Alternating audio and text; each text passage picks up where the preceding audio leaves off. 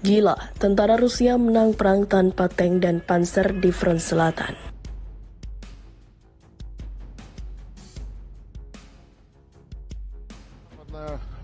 Часть Авдеевки полностью контролируется первой славянской бригадой. Зачистка уже практически произведена. Остались мелкие очаги.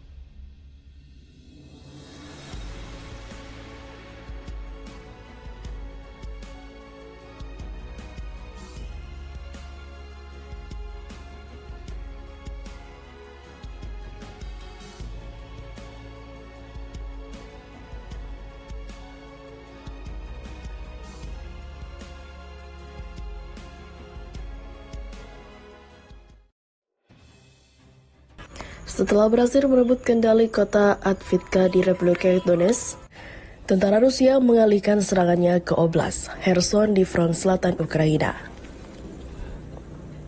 Menurut kabar terbaru, militer Rusia menggempur desa Krinky di Kherson pada 28 Februari 2024.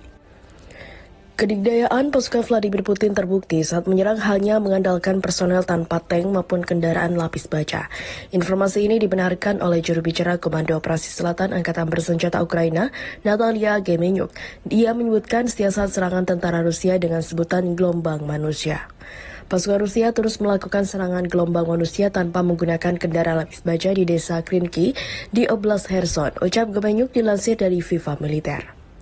Lebih lanjut, Gemenyuk mengatakan pasukan Rusia sempat menemui kegagalan saat menyerbu Krinky tepat pada siang hari. Upaya serangan gagal karena tentara Rusia tidak bisa merotasi dan meningkatkan kekuatan pasukannya. Akan tetapi menurutnya, kemungkinan besar serangan militer Rusia akan bertambah kuat seiring rotasi pasukan. Rusia hanya melakukan satu upaya yang gagal untuk menyerbu desa tersebut karena tidak dapat berotasi dan memperkuat pasukannya.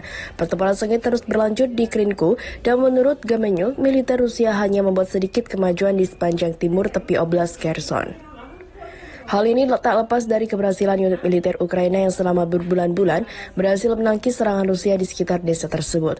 Krinky sendiri adalah desa kecil di Kherson yang terletak 40 km setelah utara kota Olensky yang diduduki Rusia.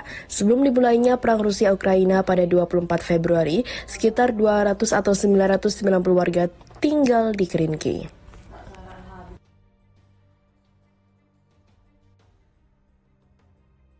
100.000 lebih tentara sekutu Rusia siaga di perbatasan. Ukraina mau dikeroyok? Angkatan bersenjata Belarus secara mengejutkan menyiagakan pasukannya dalam jumlah masif. Di sepanjang perbatasan Ukraina, pengerahan pasukan dikonfirmasi langsung oleh Letnan Jenderal Viktor Hrenin. Hrenin yang merupakan Menteri Pertahanan Belarus mengatakan, jika jumlah pasukan yang dikerahkan ke perbatasan Ukraina mencapai 112.000 hingga 114.000. Dari jumlah tersebut, unit militer Belarus yang bertugas sebagai pasukan penjaga perbatasan hanya sejumlah 17.000 personel. Kekuatan penjaga perbatasan sangat kecil jika dibandingkan dengan ribuan personel lain yang dikerahkan. Justru hari ini menjelaskan maksud pengerahan ratusan ribu tentara Belarus ke perbatasan Ukraina. Sampai hari ini, kelompok ini berjumlah sekitar 112.000 sampai 114.000 tentara, ucap Hrenin. Dari jumlah tersebut, sekitar 17.000 adalah penjaga perbatasan, katanya dilansir dari Viva Militer.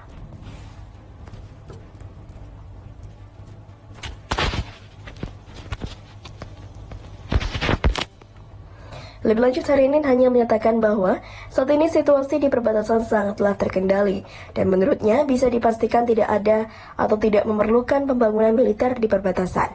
Apa yang dikatakan oleh Hrenin dinilai janggal sebab dari semua pernyataannya yang sama sekali tidak menjelaskan tujuan pengerahan pasukan dalam jumlah pasif. Meski demikian, sejumlah pengamat militer internasional memprediksi bahwa pasukan Belarus mendapatkan perintah untuk melapis militer Rusia yang berada di wilayah Ukraina. Sejumlah lainnya menilai jika mobilisasi pasukan Belarus hanya untuk memperkuat keamanan di sepanjang perbatasan Ukraina.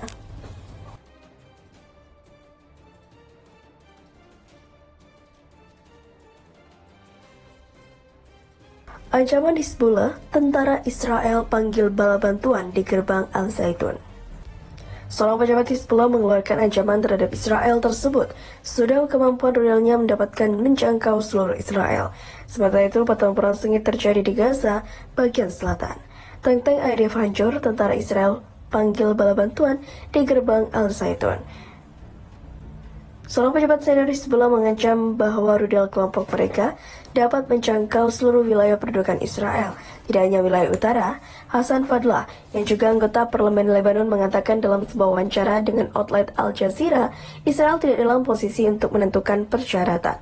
Setiap titik di Israel berada dalam jangkauan rudal Hizbullah. Kelompok perlawanan telah mempersiapkan semua skenario dan untuk siap menghadapi kemungkinan terburuk. Pernyataan Fadlah muncul saat bentrokan antara Hizbullah dan pasukan pertahanan Israel semakin sering terjadi dan mematikan analis pakar. Sir Jeffrey, seorang jaksa dari Foundation for Defense Democracy, lembaga penelitian yang berbasis di Washington DC, yang berfokus pada keamanan nasional dan kebijakan luar negeri, memberikan tanggapan mengenai pertempuran antara Hizbullah dan juga Israel. Ancaman berkelanjutan Hizbullah yang menargetkan seluruh wilayah pendudukan Israel dengan rudal menunjukkan betapa mengerikannya kelompok yang diduduki Iran itu, ujarnya. Hizbullah telah menimbun sejumlah besar roket drone bersenjata, rudal anti-tank dan juga amunisi bermadu presisi dalam beberapa tahun terakhir.